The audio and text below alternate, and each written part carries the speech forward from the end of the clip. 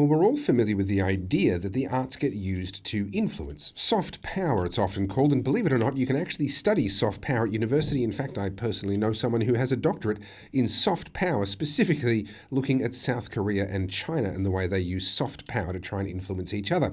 So it's a thing, but it's a thing that happens often outside of our notice. It happens to us and around us all the time, a little bit like a bath of warm water. You can be immersed in it and not even really notice that it's there. Well, someone who's definitely been paying attention is someone who, well, their background is actually music. Their background is creating the very stuff that he now talks about. He still does. He's a DJ, he's a musician, and he's a public speaker, and he's coming to Australia. His name's Mark Devlin, and he joins me now on the Aussie Wire. Mark, thank you so much for coming on.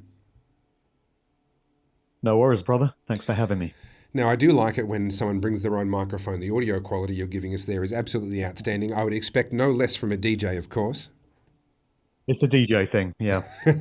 Now, look, before we get to what you're doing, what you're speaking about, why you're coming to Australia, there would be many people watching the Aussie Wire now who've never heard of you before, not familiar with your work. What is it? What's your background? Why is it that you've ended up talking about these issues?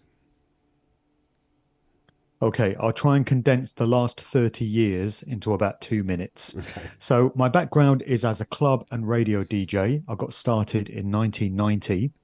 I became reasonably well known on what's called the urban music scene in the UK. So I was playing R&B, rap and hip hop, reggae, this sort of stuff. And I did a whole load of gigs in the clubs up and down the UK.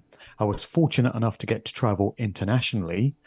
I came to Australia 6 times between 2003 and 2009 and played some really great gigs out there. And I did a bunch of radio shows. I wrote for music magazines. I got to meet many of the big artists on the R&B and hip hop scene. Met Beyonce one time before she broke through to fame.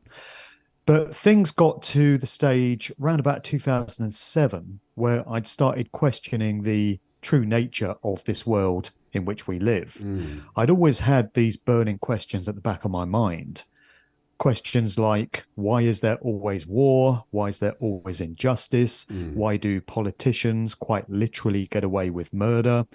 Why is all this unfairness, this suffering allowed to happen? So that caused me to question the very nature of reality itself. And it got me searching for the answers. I got turned on to the books of David Icke by my dad. He put me onto them. And reading those books, I found they answered so many of the questions I'd had up to that point. And by 2010, I'd reevaluated my entire worldview. And I realized that I could put all the skills and all the experience that I'd built up to that point to use in communicating meaningful, empowering knowledge to other people. So that's pretty much what I've been doing since 2010, through books, through podcasts, through videos, through live presentations.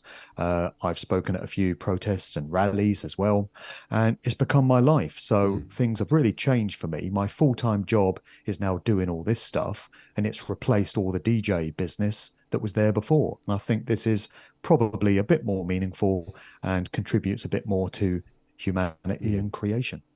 Now, in particular, you've got a particular focus on the way that music is designed and intended to influence people in ways that, let's say, the World Economic Forum, UN, and other bodies like that might like, nudging people, I guess, in that direction. Can you elaborate a little bit on, for the skeptics out there who are sitting there going, oh yeah, here we go, another conspiracy theory. What is it that you've seen that convinces you that that is the case?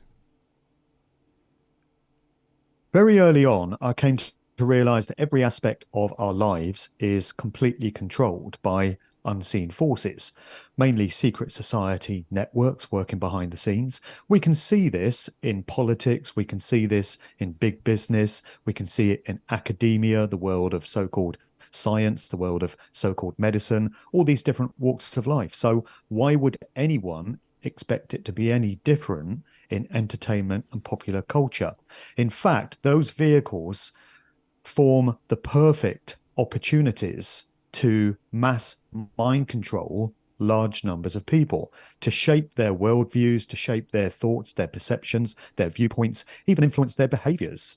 Because when it's done through movies, TV shows, and specifically music, people's guard is down. Nobody's expecting expecting to have all this stuff formed for them when they think they're just having some mindless, harmless fun and entertainment. So I really wanted to comprehend better how these dynamics work. And I came to realize that through music, you get things like mass social engineering psyops, you get the pushing of culture creation, entire ways of life, entire cultures are pushed specifically through music. I used to play rap and hip hop. And at the time, I would have denied that that music could have been influencing the way people behave. But looking back now with the benefit of hindsight, maturity, and having done the research, I can see that absolutely the lyrical content of many of those records was affecting the behaviors of people that listened to them. It even affected my own behaviors. I used to carry myself with a certain swagger, a certain attitude, and it was all BS, you know. It was all coming from ego, and I couldn't see it at the time, but I can see it now. And the thing about my books, where I talk about the military connections of the music industry, how it's inherently connected to the military industrial complex. Also, you have social engineering think tanks such as Tavistock and many others pushing their agendas through music, is that I provide citations and references at every point along the way. So for anyone that thinks, oh, he's talking PS, he's just pulling this stuff out of his butt, you know, it's all there. All the references are there. Everything is resource based, and anyone can check this stuff out for themselves. And I think if they do set off on that path of research, they'll discover for themselves that everything I've been saying these past almost 15 years absolutely checks out. And that really is what these industries are ultimately used for. So you mentioned yourself, at the time you would have denied that this is what was happening. Many people object to the idea of grand conspiracies, and I'll be honest, I'm not sure where I sit on a lot of this stuff either. But one of the common objections is, they couldn't possibly have that many people all involved in a conspiracy to control people or to influence people or to do these sorts of things. But evidently, I gather from your earlier comment that you would argue that actually a lot of the people involved aren't necessarily aware of the ways in which they're being used. Yeah, it's layered, it's fragmented in terms of the way the industry is structured. So if you imagine it as a pyramid of power, at the very base of the pyramid, you've got the vast bulk of artists, many of whom are just there to fill out the industry, to keep the cogs of the machine turning. So these bands, these musicians probably wouldn't be aware of the true nature of their industry. They're just chuffed that they've got a record deal and that they're touring and all of this, and that's all they think about. Then as you go up that pyramid of power, you find the compartmentalization of knowledge. And by the time you get to the very upper strata, you've got those in absolute full knowledge of what's really going on. So in many cases, these will be the executives that run the record companies, but also you'll have many artists who will absolutely know what they're a part of. So by the time you get to the level of sirs, don't know if you've noticed, but there's quite a few sirs who figure in the sort of research that I do and in the pushing of agendas. Sir Paul McCartney, if that's who he really is. We can get to that. Sir Ringo Starr, his bandmate, Sir Mick Jagger, Sir Elton John, Sir Tom Jones, Sir Rod Stewart, all these different sirs. By the time you get to that level, you will have gained some knowledge, or maybe you've always had it, of what you're really doing. Someone once emailed me. It's very difficult to verify this, but I'll tell you what they said anyway.